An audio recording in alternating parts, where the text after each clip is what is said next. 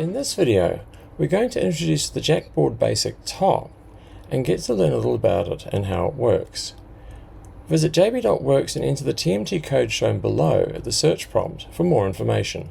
This is the first video in a set of 10 for people beginning their journey with the JackBord BASIC top. For a full list of the videos in this series, visit jb.works and search the TMT code in the middle of the screen. The JackBord BASIC top's homepage can be found by searching the TMT code shown at the bottom of the screen. And remember that the TMT literally stands for Take Me To, so these codes, when entered at the search prompt at jb.works, will take you directly to the information that they point to. Hi, I'm Jack, and I'm here to introduce the JackBord BASIC top. And the purpose of the top is to help you learn some basic electronics as you do coding. That way, when you come to use your code, you'll actually have a lot more depth and be able to do a lot more with it. Now you might be asking, why would you want to learn electronics as you learn to do coding?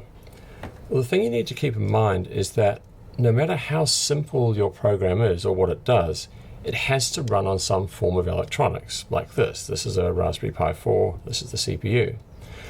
So there's always some form of electronics underneath your code, whether it's your Chromebook, whether it's a PC, whether it's a server in the cloud. There's always some electronics there. So the purpose of the top is to make it easier to learn about how some of this electronics works and give you a lot more depth of knowledge. Now, electronics is made up of some very common simple parts, and things like transistors, resistors, LEDs, capacitors, diodes, etc. And these are all incorporated on the top so that you can then include them in various ways into your programs or your code. And the way you do this is by using the top with the JackBord BASIC. So this is my JackBord BASIC, which is what runs the code, and then this is the top. And to connect the two, we use things called jumper wires, and we'll learn more about these in the coming videos. But basically, jumper wires carry signals from one place to another.